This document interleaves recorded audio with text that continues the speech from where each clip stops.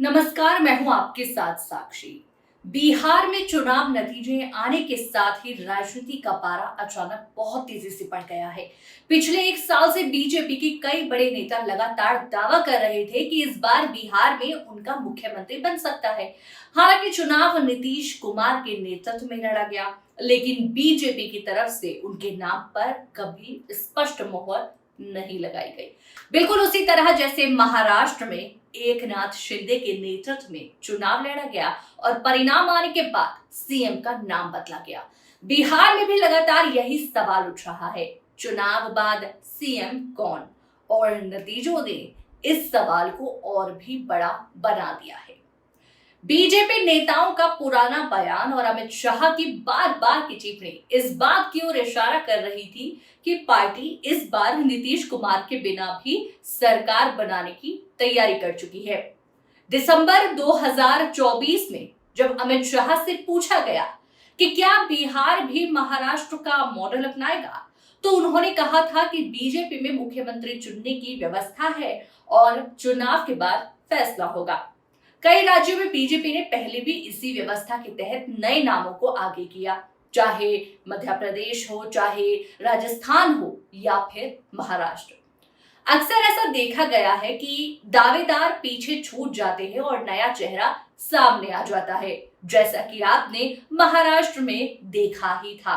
यानी कि जब देवेंद्र फडणवीस मुख्यमंत्री बने थे और चेहरा कौन था? एकनाथ शिंदे। वो आप सब जानते हैं। लेकिन अब सवाल ये है कि क्या बिहार में भी वही सब होने वाला है?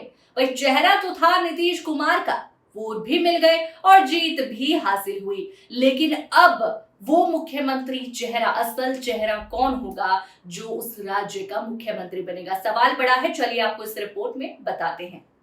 लेकिन बिहार के नतीजों ने तो वाकई खेल ही बदल दिया। एनडीए को अप्रत्याशित बड़ी जीत मिली है और इसी के साथ जेडीयू के लिए स्थितियां उलझती दिख रही हैं। बीजेपी ने 101 में से 91 सीटें जीतकर बिहार की सबसे बड़ी पार्टी बनने का रिकॉर्ड बना दिया है। 2020 की तुलना में ये बेहद चौंकाने वाला उछाल है। जेडीयू ने भी शानदार प्रदर्शन किया, 83 सीटें मिली, लेकिन उसके बावजूद भाजपा का आंकड़ा कहीं ज्यादा मजबूत है। अब चर्चा ये है कि क्या बिहार में पहली बार बीजेपी अपना सीएम बना सकती है? पार्टी के पास इस बार विकल्प अधिक है, मजबूरी कम। चिराग पासवान की पार्टी की 19 सीटें, मांझी की 5 सीटें और कुशवाहा की 4 सीटें जोड़ दें तो एनडीए नीतीश के बिना 119 पर पहुंच जाता है।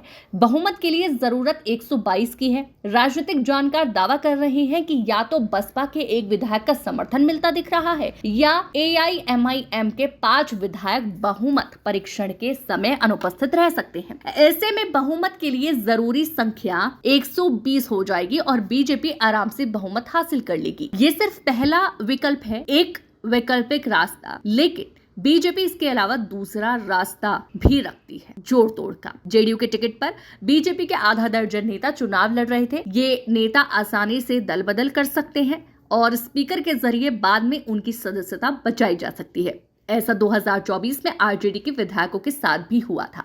अब सबसे बड़ा सवाल, क्या बीजेपी नीतीश कुमार को दोबारा मुख्यमंत्री बनाएगी? इस पर सबसे ज्यादा भ्रम अमित शाह के बयानों ने भी पैदा किया था।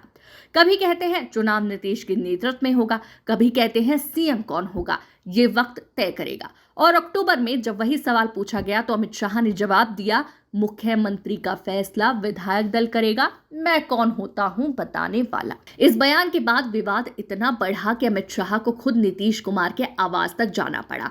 फिर 1 नवंबर को उन्होंने सफाई दी, कंफ्यूजन मत रखिए, मुख्यमंत्री नीतीश ही होंगे। लेकिन अगले ही दिन रैली में जिस तरह से उन्होंने सम्राट चौधरी को बड़ा आदमी बनाने की बात कही, वहीं से पूरी कहानी बदल गई।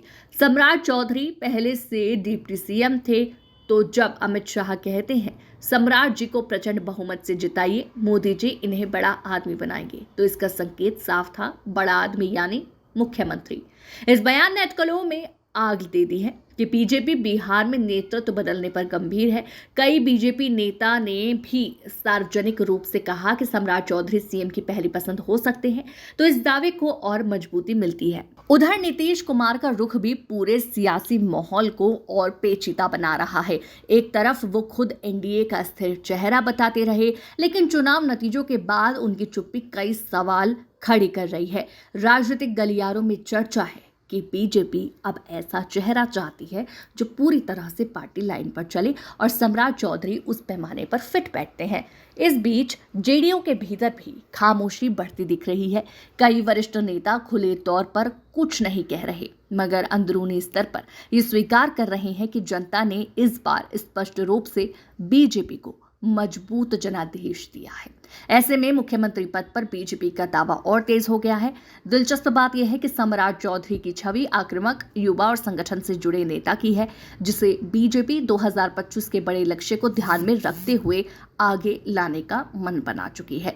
अब असली सवाल यही है, क्या एनडीए सरकार का अगला अध्याय सम्राट चौधरी के नाम से शुरू होगा या नीतीश कुमार एक बार फिर राजनीतिक गणित को अपने पक्ष में मोड़ देंगे। इधर दिल्ली में भी हलचल तेज है। बीजेपी हाईकमान लगातार बिहार की रिपोर्ट जुटा रहा है और पार्टी सूत्र मानते हैं कि चाहे पब्लिक में कुछ ना कहा जाए, लेकिन अंदर खाने मुख्यमंत्री चेहरे पर गंभीर मंथन जारी है।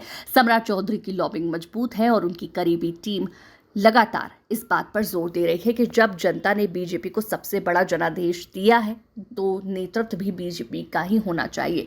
वहीं नीतीश कुमार की तरफ से अब तक कोई स्पष्ट बयान नहीं आया है। राजनीतिक विश्लेषक मानते हैं कि ये चुप्पी किसी बड़े फैसले का संकेत भी हो सकती है या शायद दबाव की एक रणनीति, क्योंकि नीतीश कुमार जानते हैं कि वो बिना भूमिका के एनडीए में अपनी जगह मजबूत नहीं कर सकते। वहीं नीतीश कुमार भी दबाव में हैं। उनके पास विकल्प है कि वो आरजेडी के साथ हाथ मिला लें और इस बात के संकेत भी कई बार मिले हैं, लेकिन फिलहाल एनडीए के आंकड़े इतने मजबूत हैं कि भाजपा के बिना कोई रास्ता मुश्किल ही दिखता है।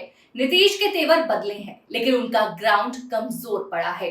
दूसरी तरफ विपक्ष लगातार कह रहा था कि बीजेपी नीतीश को कमजोर करना चाहती है और इस बार के नतीजों ने ये दावा और मजबूत कर दिया है कि कौन इस वक्त नया चेहरा हो सकता है या फिर नीतीश कुमार नहीं हो सकते। अब निगाहें सिर्फ एक चीज पर हैं कि मुख्यमंत्री की कुर्सी कौन संभालेगा। क्या बीजेपी अपना पहला मुख्यमंत्री बिहार में बनाएगी? क्या सम्राट चौधरी ही अगला चेहरा होंगे या गठबंधन की राजनीति में एक बार फिर नीतीश कुमार ही नंबर 1 रहने वाले हैं? इन सवालों के जवाब अगले कुछ ही दिनों में साफ हो जाएंगे, लेकिन इतना तय है कि बिहार की राजनीति अपने सबसे रोचक मोड़ पर खड़ी है। कैसी लगी आपको ये खबर? हमें कमेंट सेक्शन में अपनी राय जरूर दीजिएगा और साथ ही खबर अच्छी लगी हो तो चैनल को सब्सक्राइब भी कर लीजिएगा।